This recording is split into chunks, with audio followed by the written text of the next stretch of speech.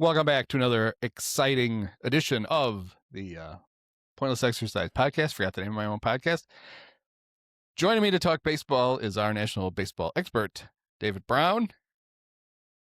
Dave, how are you? Hi, Andy. Oh, I'm great. You fired up for the big Chiefs playoff? Oh, no, that's right. The No. Bears. Yeah, The Bears have a big playoff game this weekend. That must be odd for people in Kansas City it's been a normal part of your January for a long time. Yeah. Well, I guess they replaced the Chiefs game with talk of a new stadium for the team, and maybe will Travis Kelce retire or not? Yeah. So there's still Chiefs news, I guess, in that respect.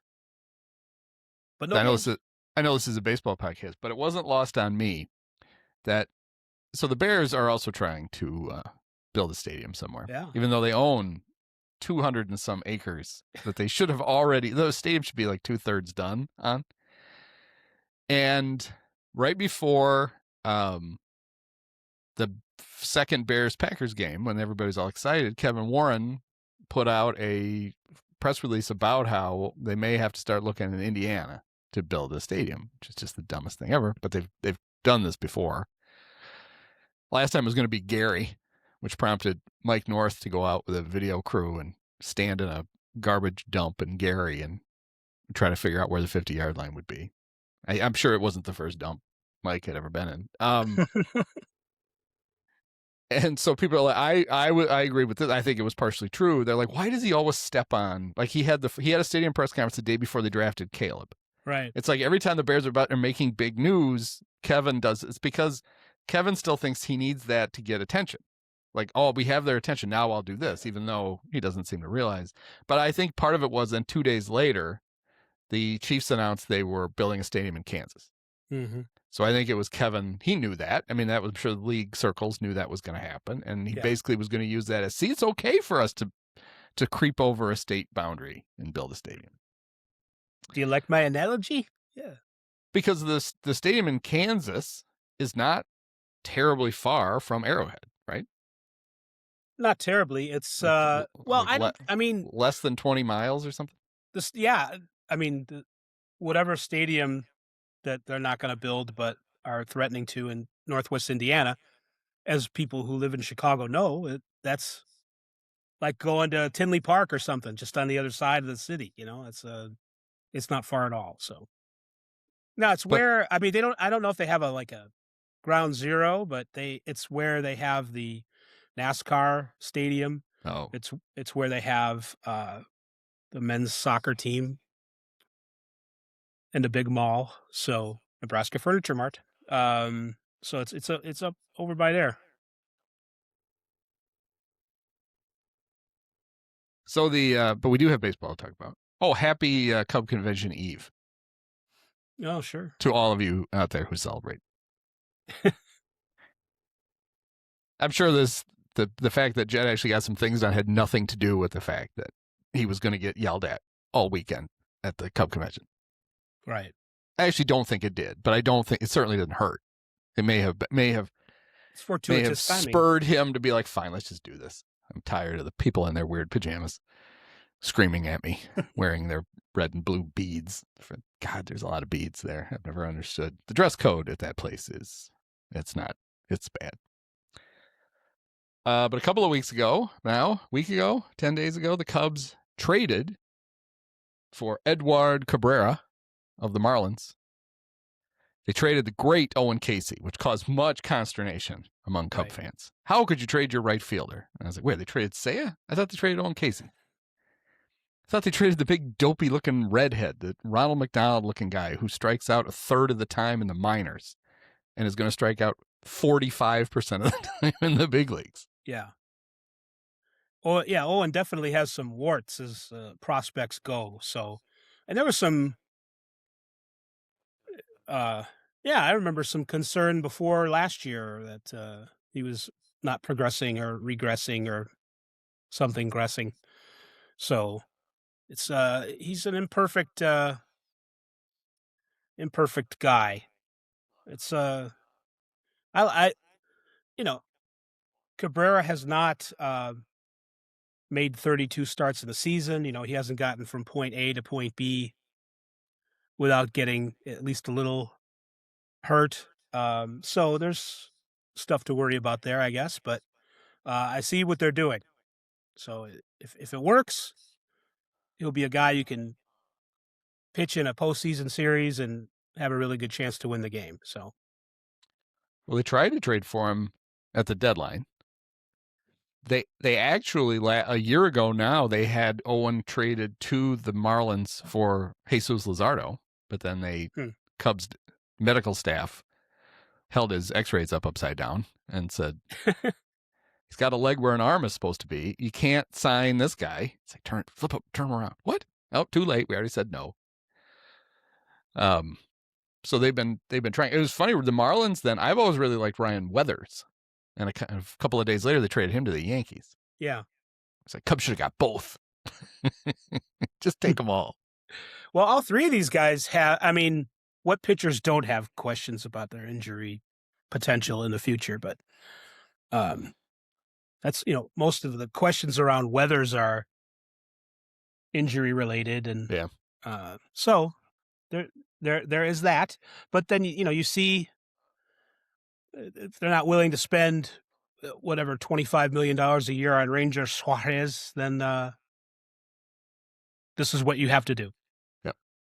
I think it's a the way this ended up happening, if it was a plan, which God knows with the Cubs, turned out about as well as it could. They traded for Cabrera. He's arbitration eligible. They worked out his deal. He didn't have to go to arbitration, $4 million. And then they were left with a big pile of cash that they had supposedly squirreled away to sign a pitcher. And they used it instead to sign Alex Bregman a year later than they should have, but at least they did. Okay, before we get to Bregman, I'm going to read you a list of names, and I want you to tell me what they have in common. Okay.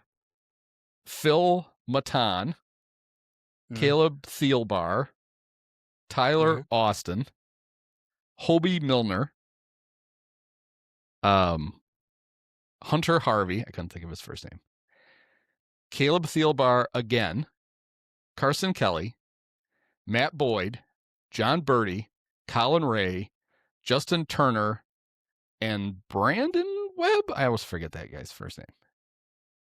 Jimmy Webb, the songwriter? No. This is the reliever who used to pitch for the Rangers. So what do they all have in common? Yeah, they have two things in common. I don't know.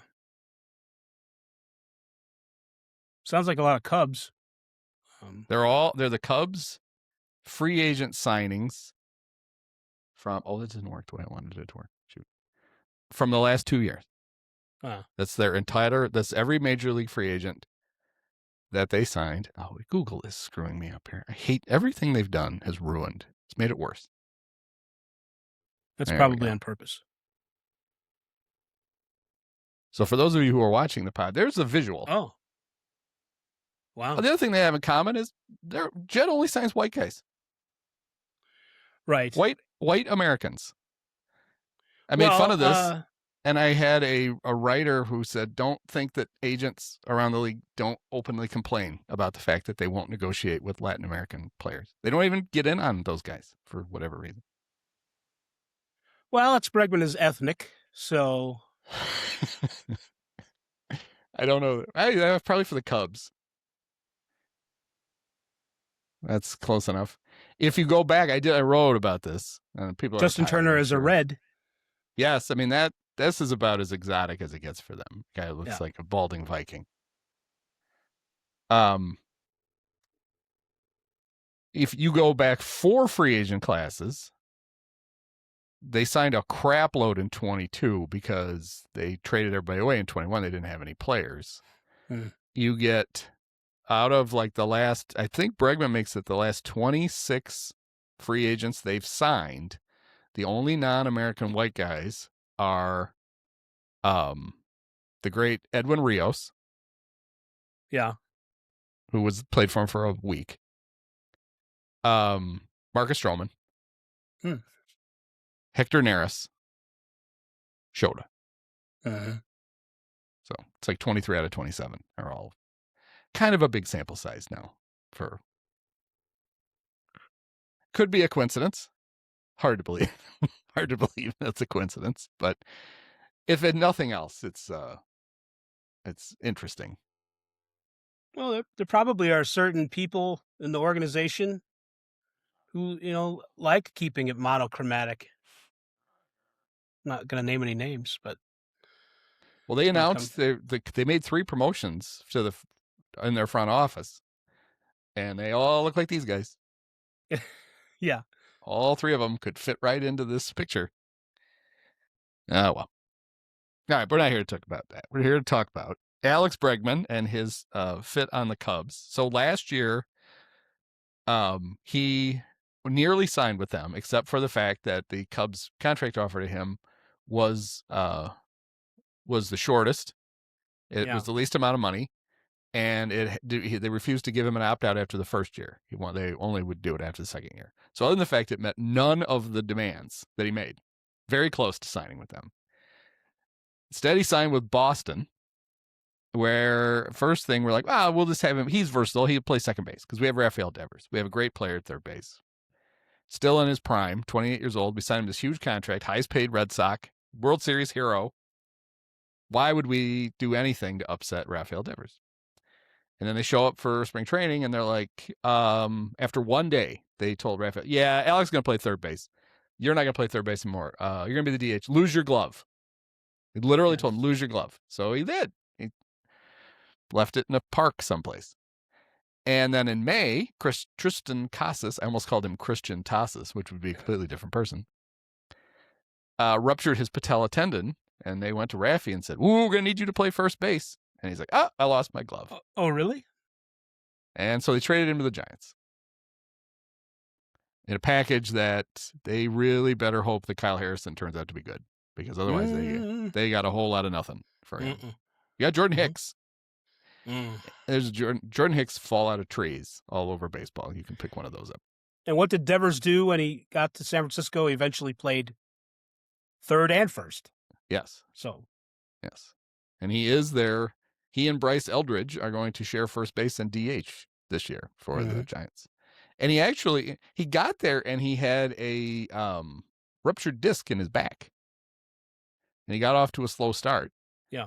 And the Giants were like, well, it'd be great if you could play some first, but you guys, I'll do it. I don't care. So he played first base. And they're like, well, did you guys hear something about me that I don't know? And you're like, wait a minute. What? He also, he hadn't been there very long and got in a big fight with the Rockies.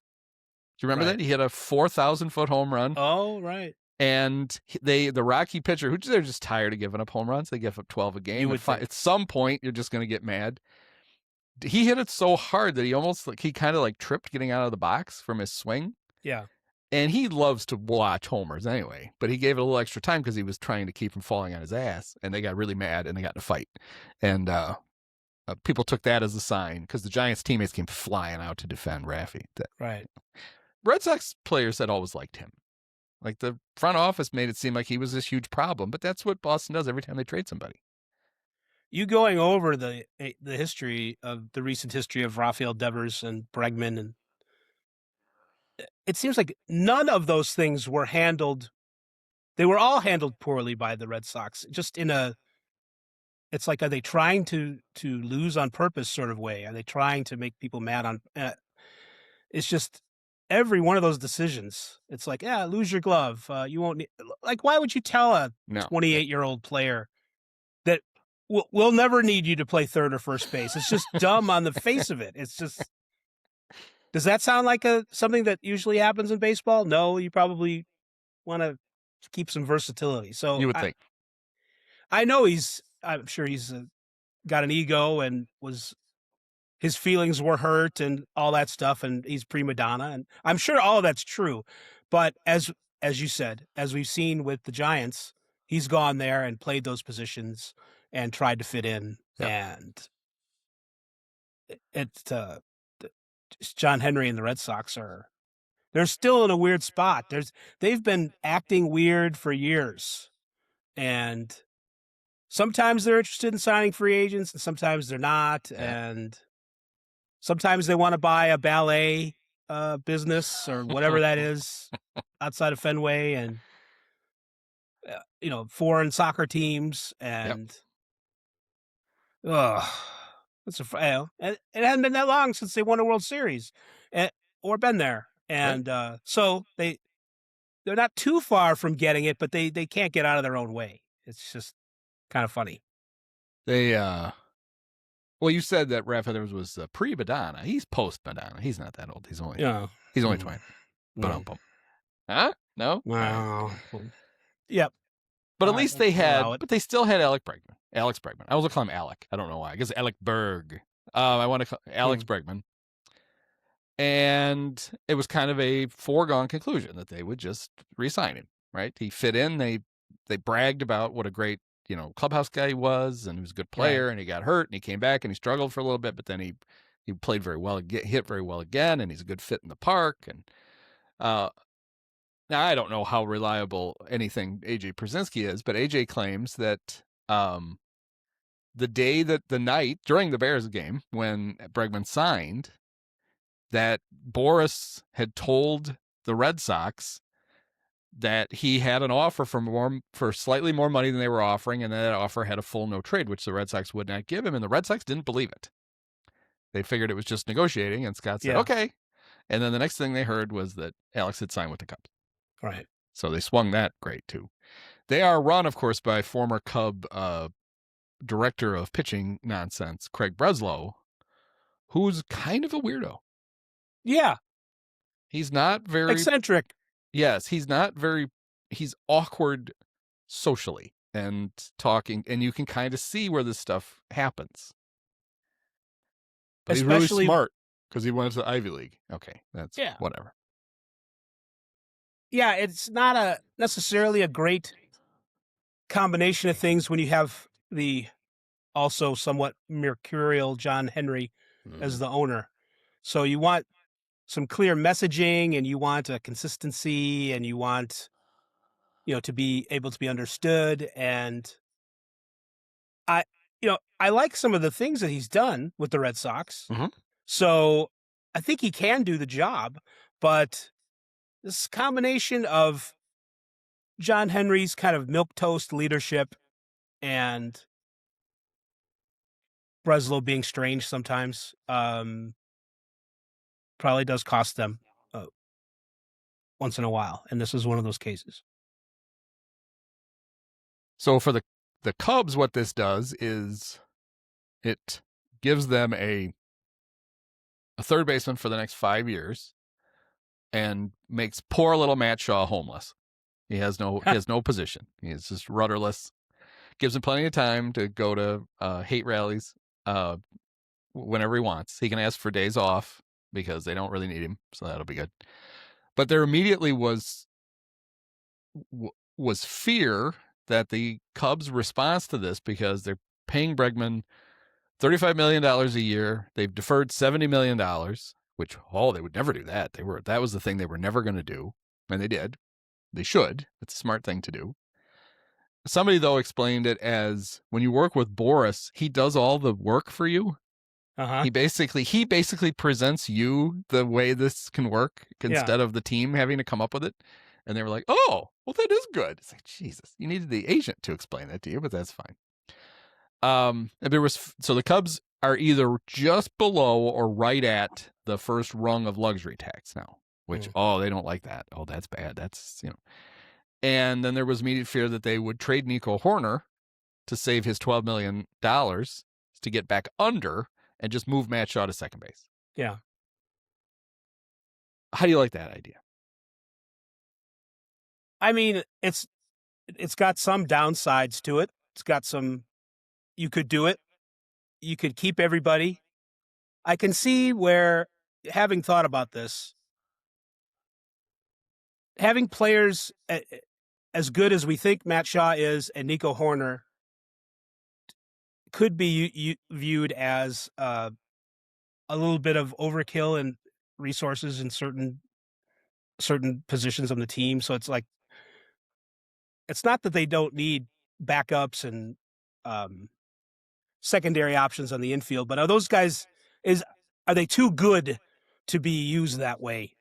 I could see at least in a rationalization, like, well, we got to trade one of them, maybe Shaw, because Hoerner's better on defense. Hoerner's got some interesting skills that a lot of players don't have, and combinations of skills defensively and putting the bat in the ball and speed and all that, and position versatility. So, I could see moving one of them.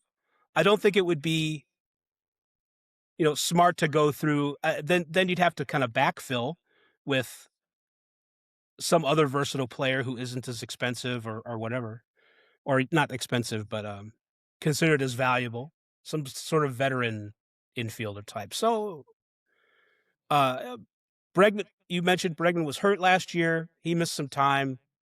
So, I could foresee, if he misses 30 games, then you'd want Shaw over there, Hoerner or Barking Dogs or whatever. So I don't know. I'm kind of giving a mealy-mouthed, equivocal answer, but Yeah, George has just weighed in. He's not in favor of trading Nico. What do you think? Why? Yeah, he says the same thing all the time. It just seems to me that if your goal is to win something this year, that you probably should hang on to, give it a go this year with actual depth. They had no bench last year, none. I mean, Vidal, Brujan, and John Birdie were about as good as it got. Then they got Willie Castro, and Willie could at least play all the places, but Willie, no hit for the Cubs. He was very, very bad. Not as bad as Carlos Santana, who got one hit the whole time he was a Cub. Wow. In way too many at-bats. Which is one more than Jose Martinez got when he was a Cub. But it tied him with Martin Maldonado, who also had one hit when he was a Cub. Oh, boy. That's quite a bunch. So here's the deal with the Cubs and the luxury tax. They were not over last year. Yeah. So they're a first-time taxpayer this year. The penalty for them being over is 20 cents on every dollar that they're over. Not 20 cents on the whole $244 million. Just on if you're at 250, you got to pay 20 cents tax on the $6 million. Right. There are no other penalties. There is no, your draft pick doesn't drop. You don't lose international pool money. You don't lose that. You don't do that until you get, actually your first year, you don't have to do any of that, right? The only thing that happens is if you go more than 20 over, you have to pay 30 cents on the dollar for every dollar over the 20%. It's all financial. Yeah. Now, next year, the Cubs only have 3 players under contract, veteran players under non-renewable contract. They have Dansby Swanson, Phil Maton, oh boy, and now Alex Bregman.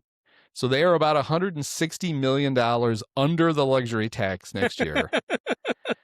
They're not in imminent danger of going over. They are not going to repeat. And then there's the idea that there might not be, or the luxury tax, it could be completely different. Right. There's going to be something, right? I mean, the owners aren't going to, lose, going to cave and go, all right, there's no more restrictions. Spend whatever you want.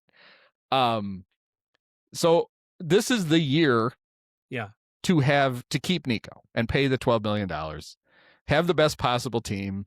You've got Shaw. If Dansby gets hurt, Nico goes to short, Shaw plays second base. If Bregman gets hurt, Shaw plays third base.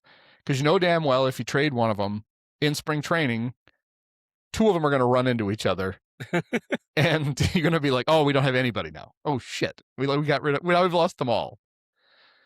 Not to go full load management, but not having options at shortstop other than Dansby, so he's not playing in his 161st game. Is there's upside there? It's a good preventive measure. So, well, the Cubs had astonishingly good health last year, right? Except for Tucker was really the only guy who, and poor Miguel Amaya, who got hurt and came back and got hurt in this first game back and crashed into the bag in Toronto, and knee went one way and his ankle went the other. And but they had Reese McGuire, so nobody cared because they had the carjacker and everything was fine. You're not going to have that again. You are going to Right. need. Craig is going to have to use the bench, and you might as well. It'd be nice to actually give him a bench. Right now, that bench is the great Tyler Austin. Yes. Couldn't hack it in the Japanese league, but now he's back. Matt Shaw, your other catcher, and an outfielder. Probably right now it would be either Kevin Alcantara or they just signed the great Justin Dean from the Dodgers. Yes. Who I didn't realize was that short. He's 5'8". I think it's the hair, the dreadlocks. It makes him seem like he's taller. I don't know why, but I didn't realize that.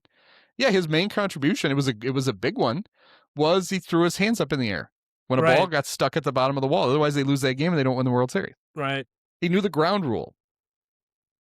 And that's a ground rule, right? The ball trapped under in every park is, because there's a difference between. Oh, wait. Yeah, that would be a ground rule because not every park has things, a ball bouncing into the stands, even though we call it a lot of people call it a ground rule double, is actually an automatic double because it's not a ground rule. It's the same in every park. Ground rules are particular to the grounds you're currently playing on. Like, nobody else gets balls caught in the ivy except at Wrigley. Right. So. And not every, you know how you're talking about the Dean play in Toronto in the World Series. Not everybody has the same distance between the warning track and the bottom of the pad, you know? So there have been people, and we've seen other replays of guys throwing up their hands at balls that are like on the bottom of the fence. Yeah, rolling. But, they aren't necessarily jammed in anywhere. Stuck there. Whoops. Yeah. So that would be quite a way to lose a World Series, though, if he did it and then the ball trickles out and they're just like, no, everybody's just running. Like, oh, shit. Whoops. Actually, if that hadn't happened, there's nothing he could do. That was his only play, was to throw his hands up. Right. Runner is going to score except for that. It's not like he could go grab the ball and keep the winning run from scoring. Anyway. So I think they should keep. Now, Bregman at the press conference today was handed his new jersey number. And he's number 2. He's number 2 because he was the second pick. Right. In the 20, what year was that? 16? Draft? Around. And that's his motivation. Right. Well, that's Nico's number. So it would have been very telling if they had given him 2 today. Like, wait a minute, is this Nico? He's not going to need it. He's not going to need that in Seattle. What? No. He's number 3.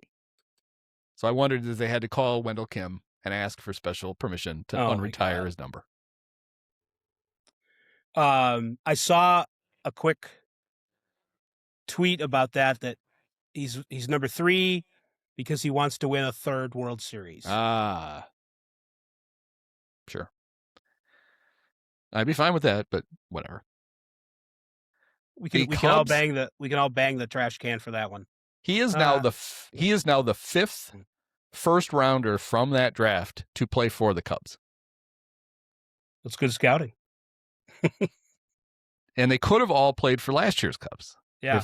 If they had signed Bregman. It's Dansby, who was number 1. It's Bregman, who was number 2. Kyle Tucker was 5.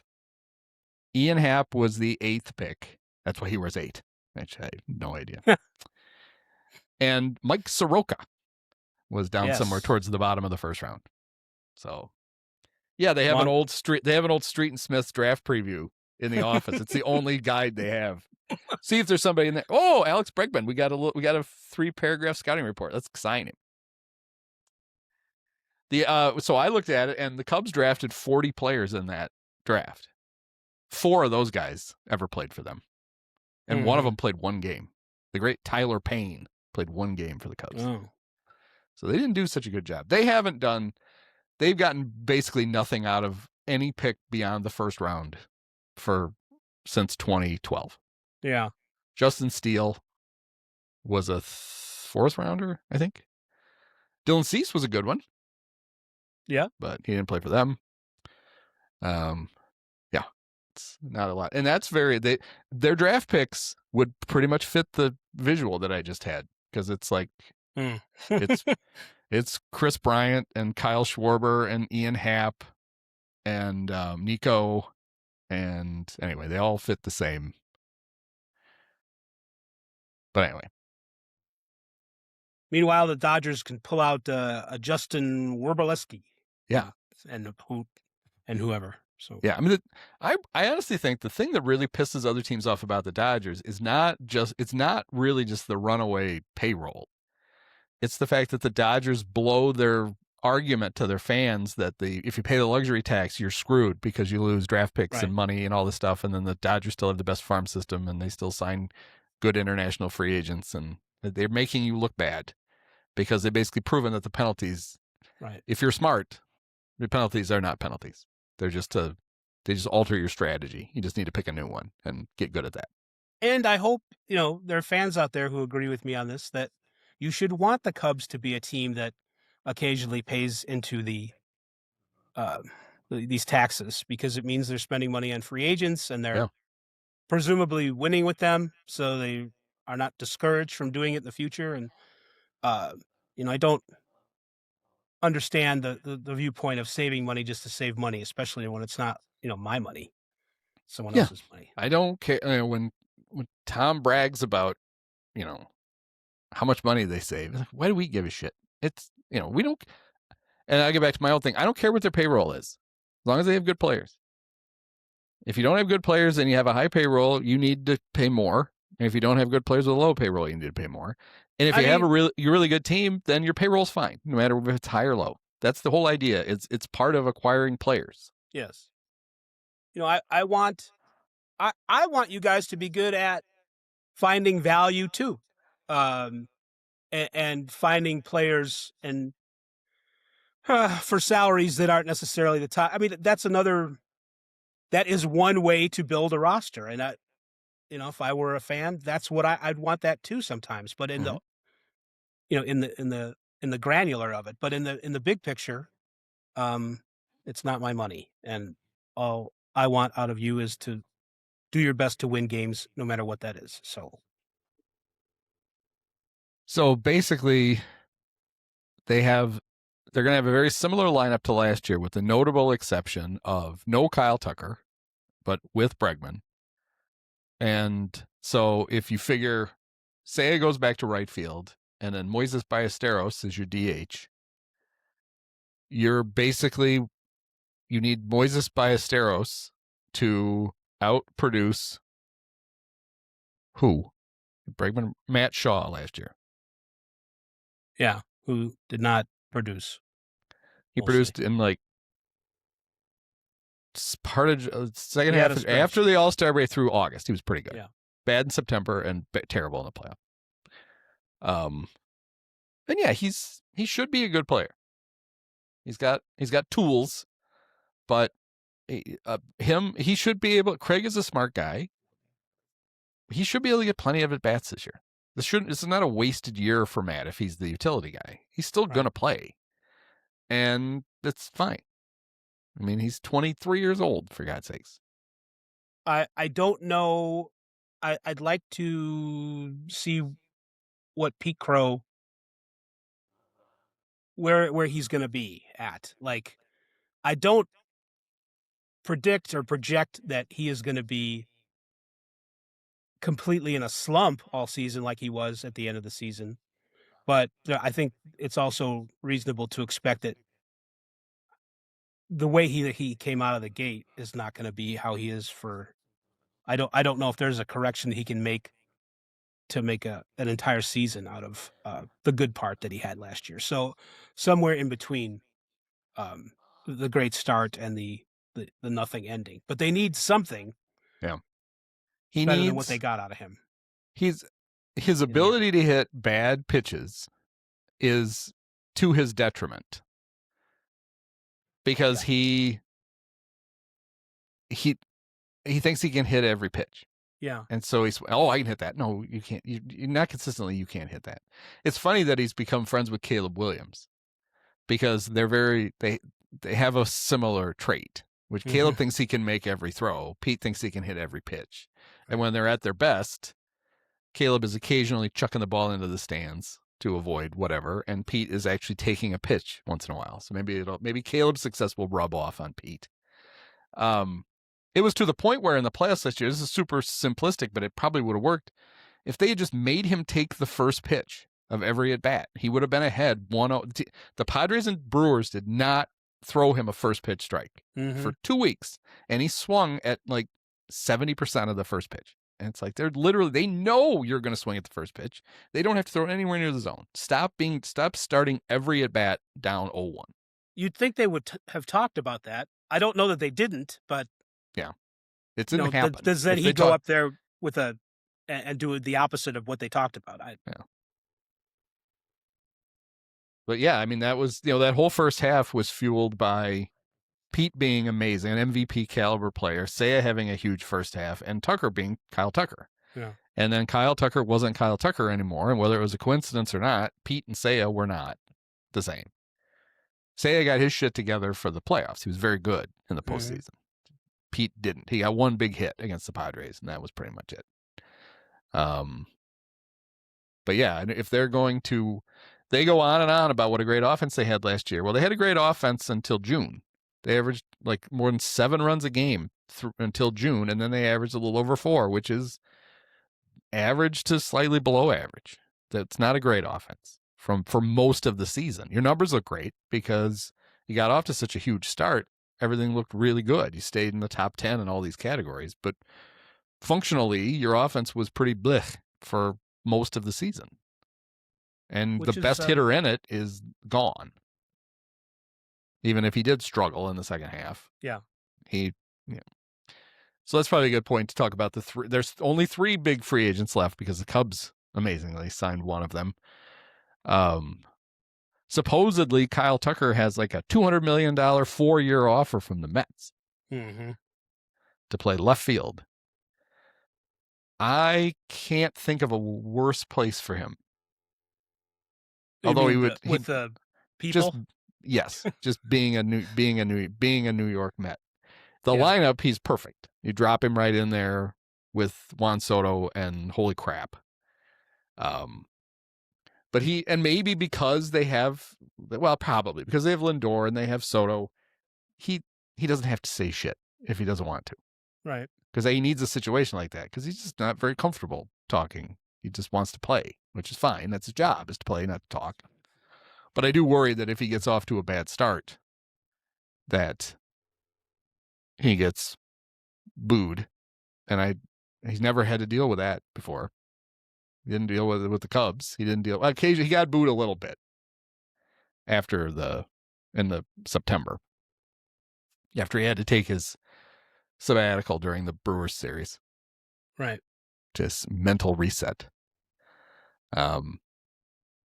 He apparently still has a long-term deal with the Blue Jays. He doesn't seem to want to sign it. That to me seems like a great place for him, but I'm not him. Maybe he doesn't want to go to Canada. Maybe he doesn't like maple syrup. Is this maple syrup allergy? I can't play there. I'll have hives the whole time I'm there. He and his wife always talk about it glowingly on Instagram. He's got a couple of nice posts from Toronto on there.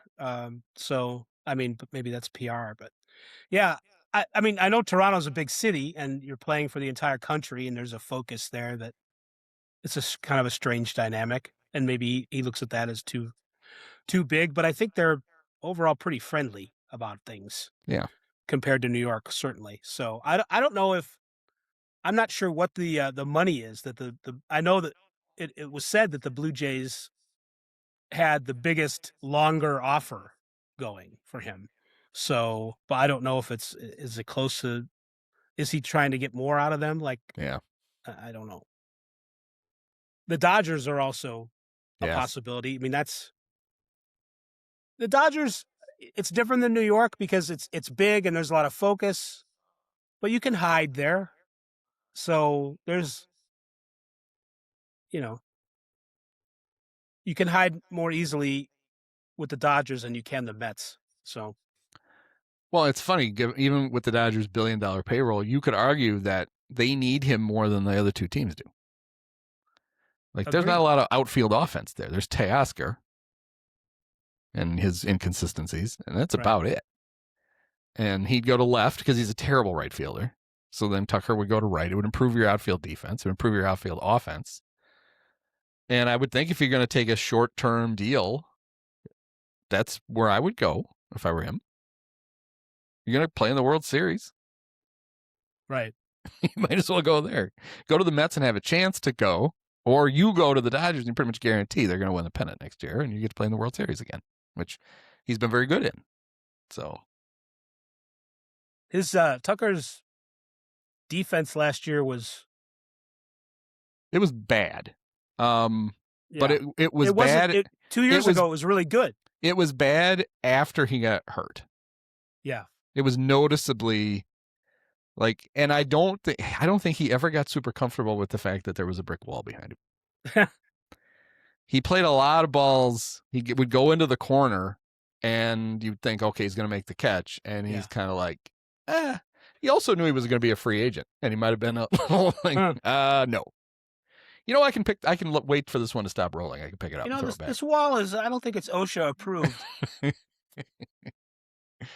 But yeah, in Houston, he'd been very good, and he was not impressive with the Cubs. Throwing-wise, before he hurt his hand sliding, throwing-wise, he was very impressive. Like, he made some really nice throws from right field.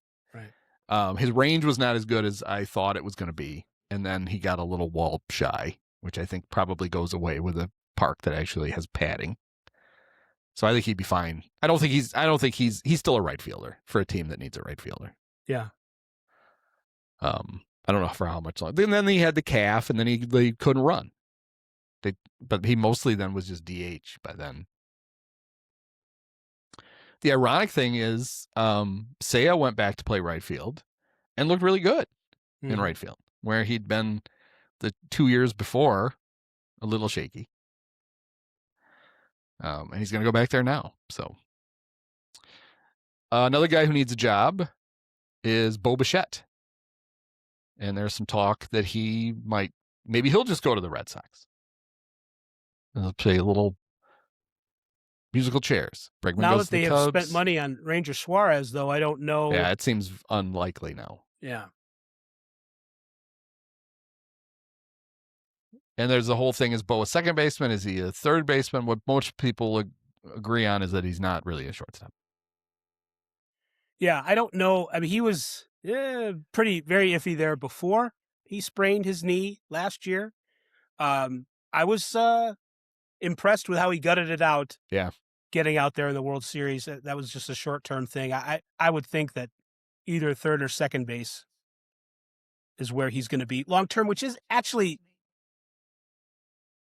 isn't that bad as far as like helping or hurting your value, because there's a lot of shortstops. There's a lot of good shortstops in the league, and there aren't that many good second basemen. It's just, you can find a place, lots of needs, in different places. Well, and having a guy at second, even if he was a little lacking in range at short, a guy who has shortstop skills at second base is really, really useful now with the lack of shifts. Like, the second baseman is asked to do a lot of things he didn't have to do before. You couldn't park Jeff Kent at second base now.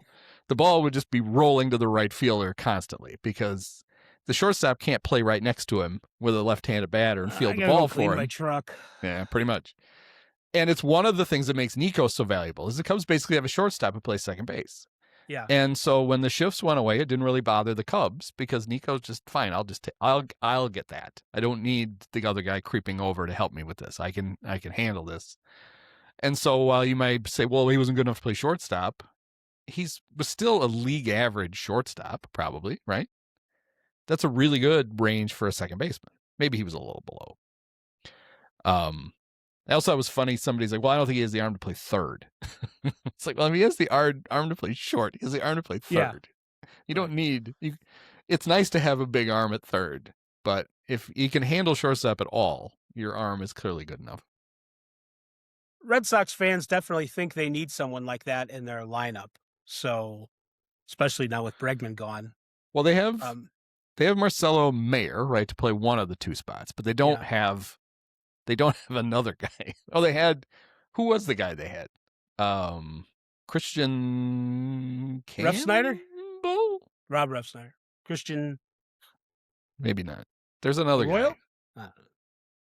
Anyway, they're going to need to go find somebody to play one of those two spots. Maybe they'll trade for Nico Hoerner. How about? Well, they do have lots of starting pitching to deal. So how about Roman Anthony for Nico Hoerner? Sure. I think I might do that if I were a Cub. What does Nico Hoerner's sister look like? Nico, probably. So he's probably relatively attractive. Nico? Put a wig on Nico and see what you think. And then the other one is for another former Cub right fielder, Cody Bellinger, who if he got offered the deal they rumored he got offered with the Yankees, you should have said yes, right? Because that's a good one. $31 million a year for 5 years for a guy I love Cody. I really think he's a good player, but his offense goes woo. It's like that's a good park for you.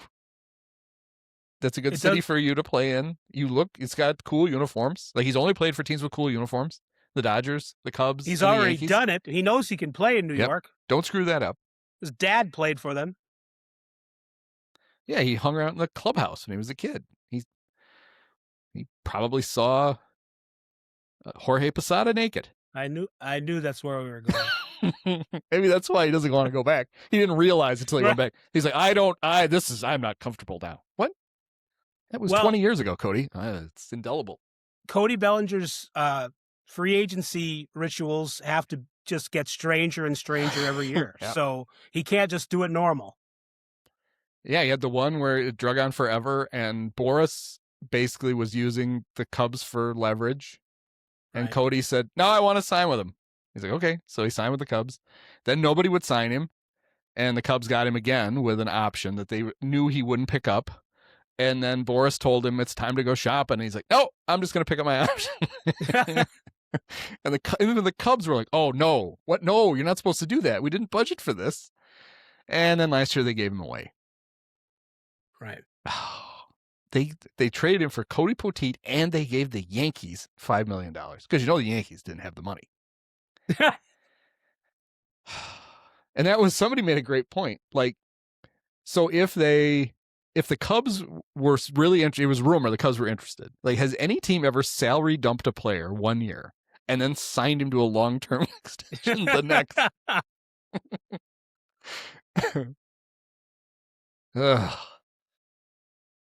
He's impressive to me, though, because I think he's had to alter his swing through the years. He had that bizarre high-fiving incident with the elbow, 2020 or so. And so he doesn't, his metrics are totally different, and he's good at not striking out, too, compared to a lot of other players. He's turned out to be a really good player. For all the jokes we make about his strangeness in free agency, you'd think that the teams would see how he has adjusted through the years and is still able to be very productive and be like, okay. And he's still pretty good on defense.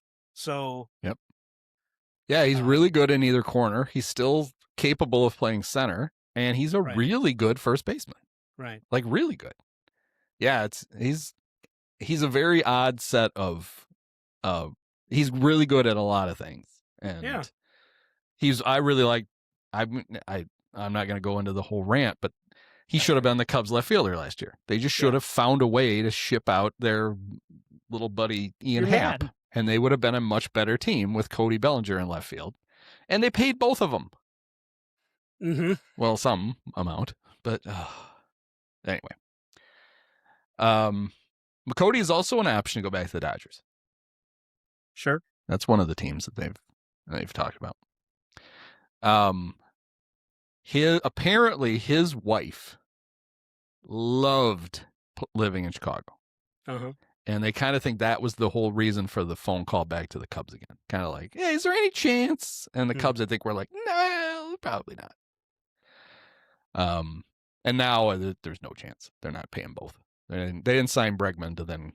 No. They didn't finally gird up their loins to sign a deal to then just do it again. Like, it's not like Tom Ricketts was like, that was fun. Can we sign another one? Who we got? How about Tucker? $50 million a year for Tucker? Fine. We'll do it. I don't care. Cody, all of them. Sign them all. This will be great. Is there a Suarez still available? How many Suarez's are there? All the Suarez's. Can we get like a? Do you get if buy one get one half off on your Suarez's? You have to pay for the. You have to pay a full for the higher value of the two, and you get half off the lesser one, just like at TJ Maxx. Just keep your receipt. All right. Oh, one more thing I wanted to talk about from the press conference was so they let Boras talk, which is always fun. Mm-hmm. He's just, and he was, I mean, even for him, this was a tortured analogy. And he's the king of the tortured analogies. This was the guy who, during his whole thing, said that when you sign, during the winter meetings, when you sign Alex, it's Alex in Wonderland. Oh, Jesus Christ. Wow. Just stop with the puns. I don't think even I would have said that. So he, I'll pun up too, but boy. He was basically talking about how the Bregman with the Cubs is a perfect fit because he is a guy who is like, he wants as much data as possible about everything. He's already asked the Cubs for like, what are the other guys on the team working on this off season? So when I get to spring training, I can maybe help them with something they're trying to work on. All this kind of stuff. It's like suck up. No, I'm kidding. Yeah, but it's like exactly. They're all gonna after a week of him are gonna be like, "Geez, would you just knock it off? You're not the fucking coach. Just go play third base, Tiny." So he was talking about what a great fit he was. He goes, it's like a light socket and the plug. Uh-huh. And I'm like, are you sticking the plug into the socket, Scott? That's where the light bulb goes. If you've plugged the other end of the socket, you're going to electrocute yourself. If that thing is, don't just stick random plugs in a light socket. What between that and the right field and the outfield fence at Wrigley, we've got lots of hazards out there for the players. It's terrible. Yeah. Alex Bregman on the 60-day DL with electrocution. He's big into breeding horses. Not himself, but like having horses breed amongst themselves. Great. And his dad's running for governor in New Mexico or something. And he's an interesting person. Yeah. Ted Lilly's wife was a horse veterinarian. So it all comes full circle. Well, there you go.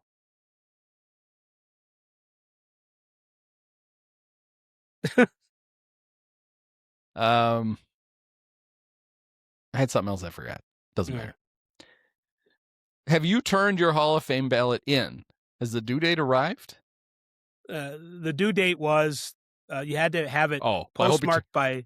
I hope you turned yours in. December 31st. They said they got it. So okay, good. I was worried. But did you vote for Sean Dunston? I didn't see him on there. Did I miss him? Could you write him in? Does that work? He got one Hall of Fame. He got a Hall of Fame vote one year. Somebody. Did he? It wasn't even me. People do that. Like, I think someone voted for Nick Markakis. Is he on the?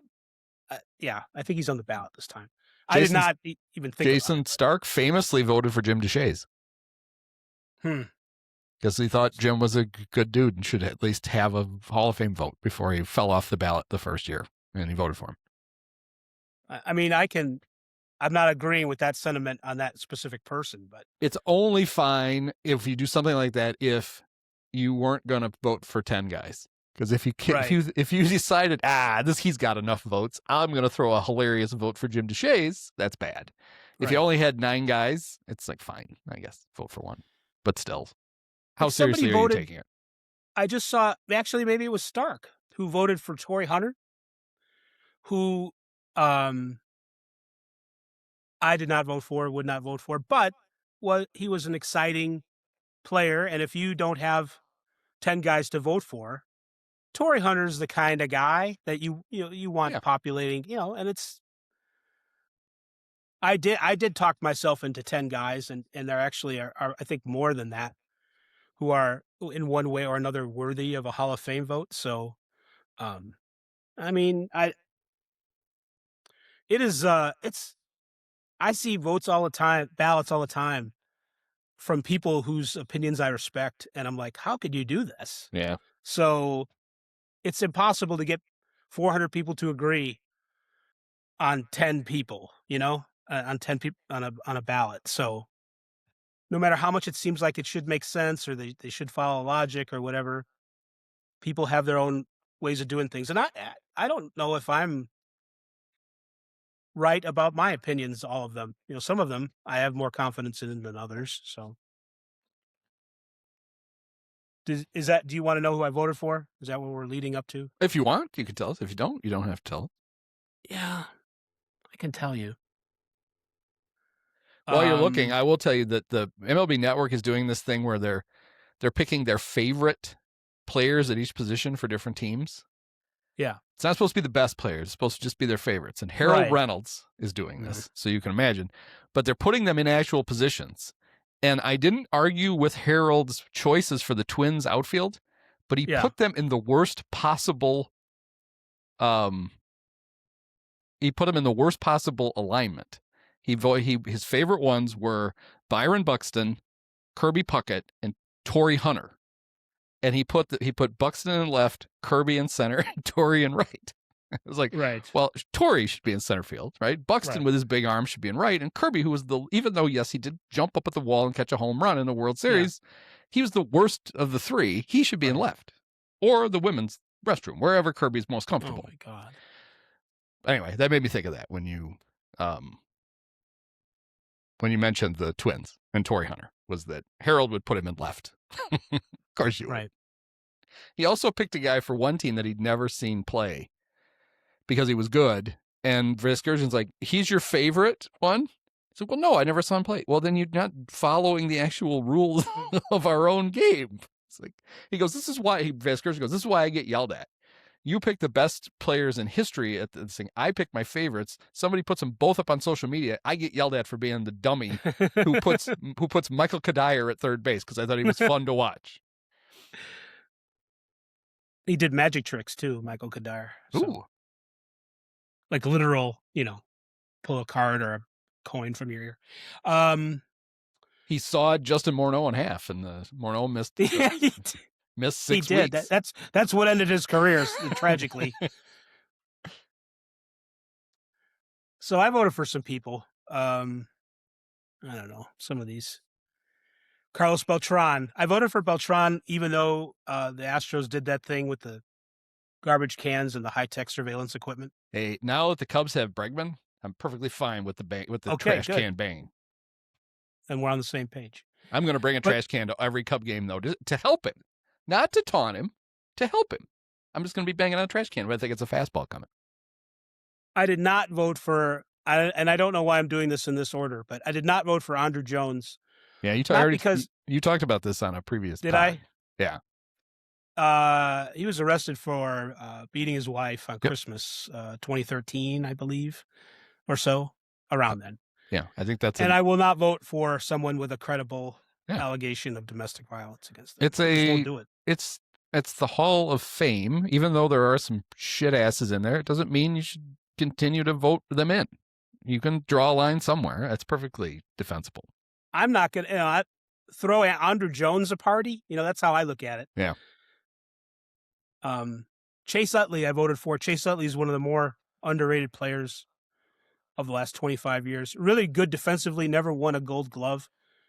Short career, so he doesn't have a lot of counting stats, but not. I think he's like 17th all time in home runs for a second baseman. That doesn't even sound good, but. You know a skill he had that is very underrated, and I don't know how he did it? How was he always wet? Right. It didn't matter. It could be 40 degrees out. Chase soaking wet in the dugout. We did a blog post about that at Big League Stew. He used a product called LA Looks. And so he's that's part of it. It's like use the pine tar on the bat, not the hair. Alex Rodriguez, I voted for. I basically give the cheaters a pass. But I've had conversations and seen other conversations with ball players who don't like the PED guys or the Astros guys, and I respect that. But I also look back at like how many people, maybe half the league was doing them, and Barry Bonds was doing it. So I just don't.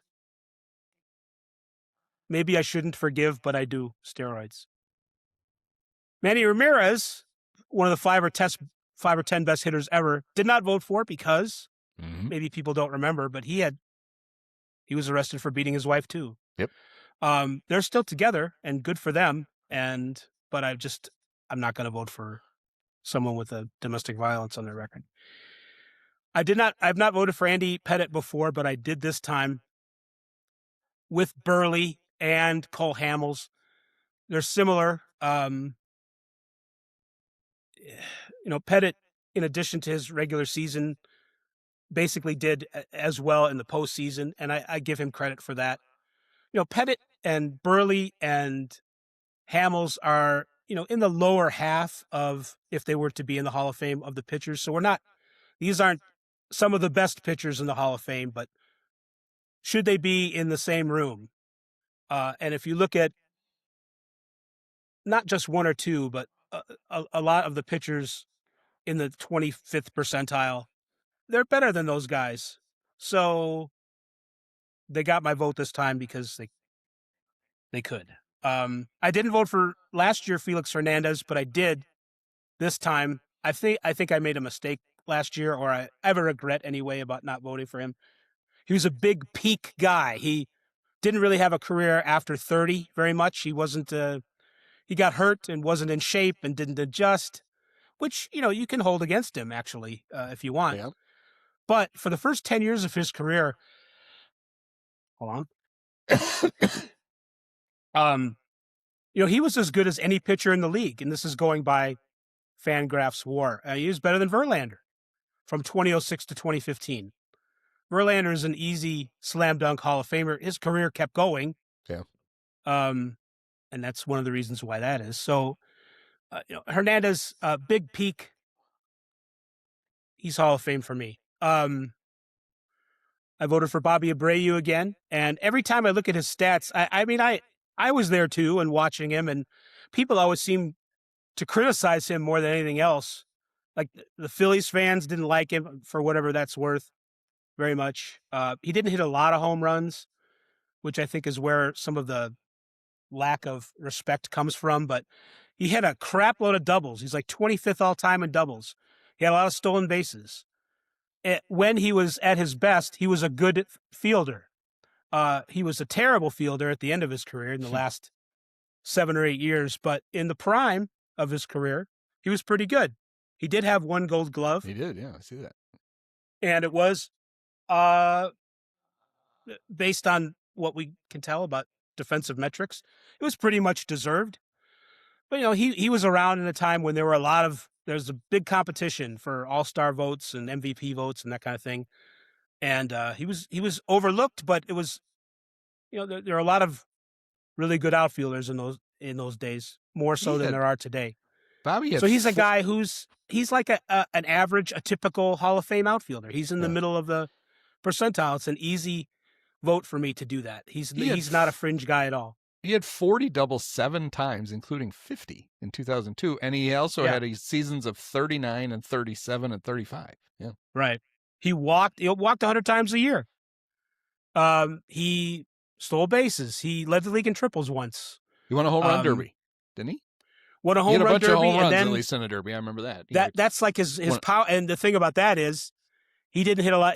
He crapped out in power in the second half of the season.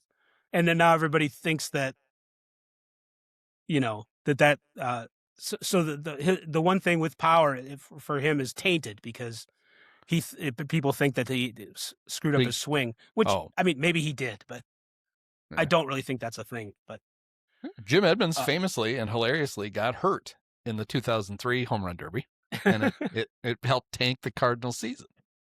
Well, there you go. There's a happy memory for you, Andy. Yeah, it is. It's in the book.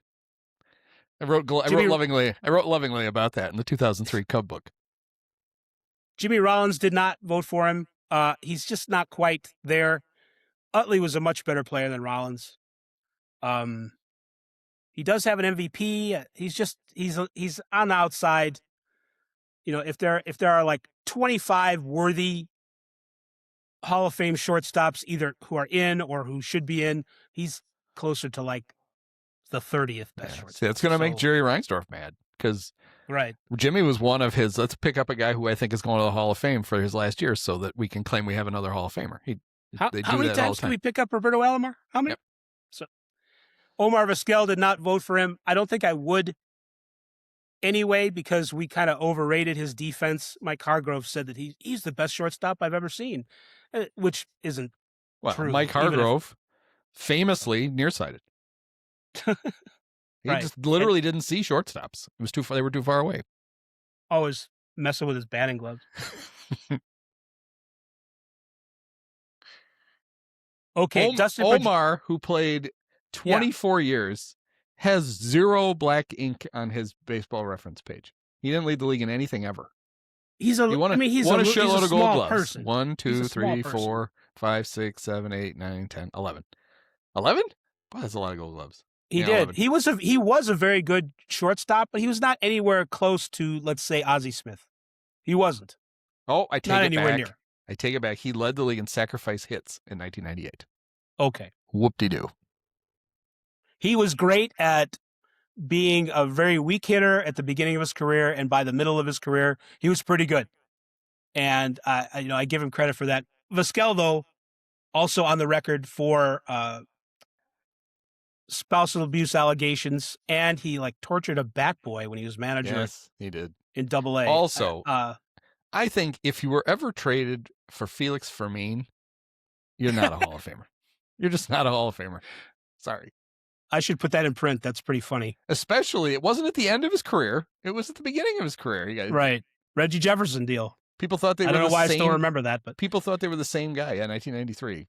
Felix Fermin, Reggie Jefferson, and Cash for Omar Vizquel.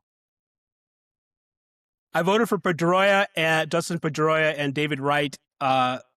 Those are two of my weaker selections, but they were great bleeping players, probably especially Pedroia, in their prime. Did not have much of a career after 30, so they don't have cumulative stats.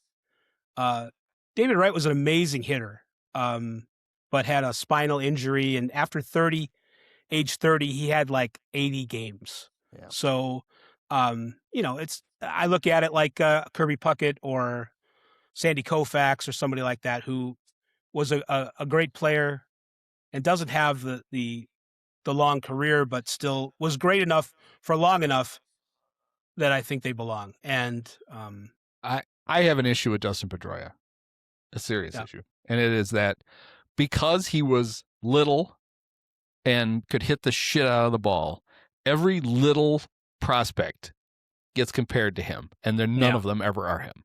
And the most egregious one was Nick Madrigal was getting compared to Dustin Pedroia. You could not find a less Dustin Pedroia-like player in the universe than Nick Madrigal. So it's all Pedroia's fault. Right, for being the archetype. Because he was small and good and did big man things with a little body, like hit 54 doubles in 2008, win a Rookie of the Year, and then the next year won MVP and hit 326. And people are like, well, yeah, this is going to happen all the time. No, it's not. So who else did I vote for? I did not vote for Francisco Rodriguez, K-Rod. I might consider him, but he's beaten up too many family members. Yeah. So he's a domestic violence guy. Not vote for Torrey Hunter. Ryan Braun. Ryan Braun's career actually is kind of like Wright and Pedroia, that at his best, it was really good. And he had injuries, and of course, but and I've said that I'm not taking off points for steroids, but he could not have handled his PED stuff any worse than he did. So as far as am I going to feel bad for this guy because he's not in the Hall of Fame? Absolutely not. He got away with it, and then he didn't. This is the best. So, he had the whole if you go to the Hall of Fame, he's not in with the plaques, but his urine sample is on display. The one that he claimed that the Cub fan urine sample taker hijacked and tampered with. He tested positive because of that, because they questions about how his sample was handled. He didn't get suspended, but then he was part of the biogenesis thing next, and then Bud got everybody, mostly to save face, because And I think, honestly, part of the reason he suspended Braun was A, so they didn't have to pay him, but then B, so he could say, see, I even do it to a Brewer. Look how seriously I'm taking this. For sure. And if you've never seen the the documentary, I think it's called Hardball, right? About the biogenesis thing, where the kids play because nobody would do interviews with them. So instead, they do reenactments with little kids as the players. It is so hilarious. It's a great combination it's a really good documentary because it does all the things a good documentary is supposed to do. It lays out how ridiculous this whole thing was, but then it's also hilarious to have like 12-year-old kids as A-Rod and Ryan Braun, and it's really good. And I think I said I voted for Cole Hamels, and I did. He's he's not as good as CC Sabathia, but he's maybe 75% as good, and CC Sabathia is a first ballot. So that's like the quickest, dirtiest way to justify it. You know who the last two pitchers to throw no hitters against the Cubs are? Yeah, Hamels and I don't know the Sandy Koufax. Oh wow. So yeah, and there are some other people in the rest of them I didn't vote for. So, but I voted for 10, and I think Beltran will get in. I don't think Andrew Jones will get in, but it's getting close, and he'll get in next year. Utley has improved a lot. Felix Hernandez has improved a lot, his votes. A-Rod is probably not going to make it. Manny's going to fall off the ballot. I don't think Pettit will get in. Abreu won't get in.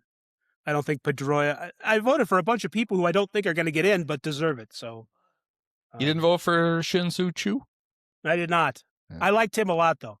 He was a fun player. If Edwin Encarnacion makes the Hall of Fame, will his plaque have his elbow up with the imaginary parrot on it? I think the parrot should get its own plaque. Yeah, that would be because the parrot was just as entertaining, even though he couldn't see it. Would you have voted for Alex Gordon if he hadn't stopped at third base?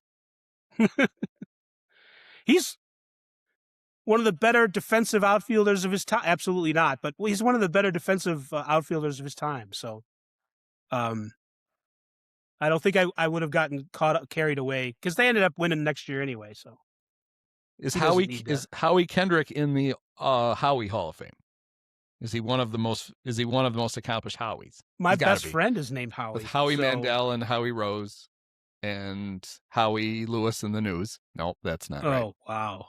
I was trying to think of Howies. We got Scott Boras has to hear about that one. That was... Yeah, well, I'm workshopping. I want a job at Boras Corp. How many people do you think remember that Rick Porcello won a Cy Young?